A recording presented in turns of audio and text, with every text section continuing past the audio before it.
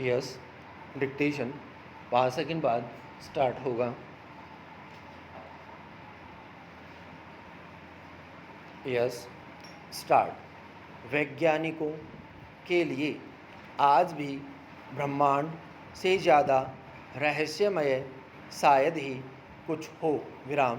जैसे असंख्य तारे होते हुए भी रात आखिर अंधेरी क्यों होती है, या इस ब्रह्मांड का कोई और छोर है या नहीं विराम।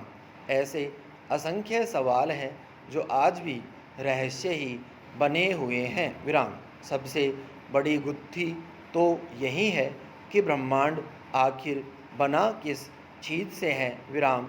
अक्सर बताया जाता है कि हमारे ब्रह्मांड का 3/4 यानी 75% हिस्सा अदृश्य पदार्थ यानी डार्क मैटर से बना है विराम।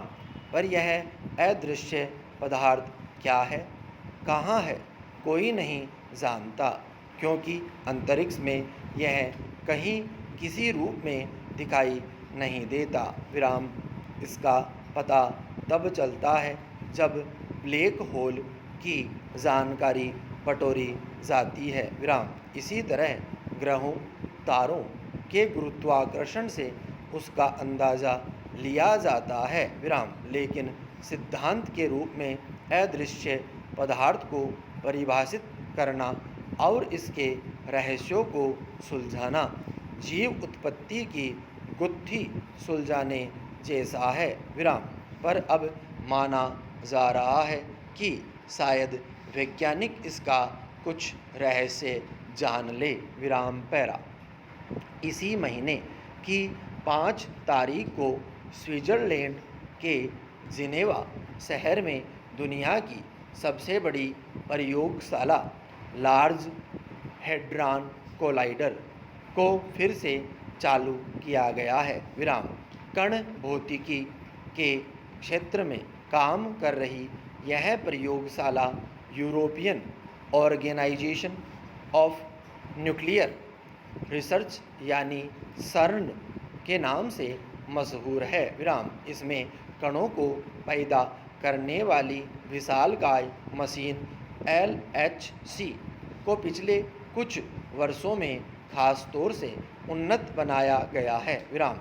माना जा रहा है कि इसका पूरी तरह संचालन शुरू होने पर अदृश्य पदार्थ के वजूद के बारे में ठोस जानकारी मिलना संभव हो सकेगा विराम। 10 साल पहले वर्ष 2012 में LHC ने ही हिग्स बोसोन नामक कण का पता लगाया था, जो 21वीं सदी की सबसे बड़ी खोजों में से एक थी विराम। हिग्स बोसोन कणों को ब्रह्मांड के निर्माण की आधारशिला माना जाता है विराम। हिग्स बोसोन का किस्सा ब्रह्मांड के जन्म के उन शुरुआती कणों से जुड़ा है जिन्होंने सबसे पहले द्रव्यमान हासिल किया था विराम। प्रस्थापनाओं के मुताबिक आरंभिक कण जब हिग्स फील्ड कहलाने वाले क्षेत्र में एक दूसरे के संपर्क में आते हैं तो द्रव्यमान हासिल करते हैं विराम। मोटे तौर पर ये हिग्स क्षेत्र ऊर्जा क्षेत्र होते हैं जो दूसरे इलेक्ट्रॉन और क्वार्क कणों को द्रव्यमान प्रदान करते हैं विराम। इसी खूबी के कारण हिग्स बोसोन को ईश्वरीय कण यानी गॉड पार्टिकल भी कहा जाता है विराम पैरा।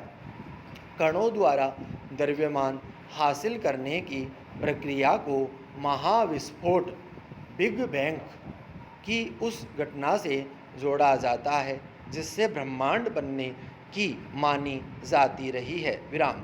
हिग्स बोसोन कणों से संबंधित उपलब्धि के बाद LHC को उन्नत बनाने के जो काम किए गए उनसे यह प्रयोगशाला अब ज़्यादा सक्षम और ताकतवर हो गई है विराम। अब इसमें ज़्यादा कण एक दूसरे से टकराएंगे और उनमें ज़्यादा घर्षण होगा विराम। इसका अर्थ यह हुआ कि विश्लेषण के लिए अब ज़्यादा आंकड़े उपलब्ध होंगे। विराम। एक अहम बात और है जो LHC द्वारा बड़ी मात्रा में ऊर्जा के इस्तेमाल से जुड़ी है। विराम।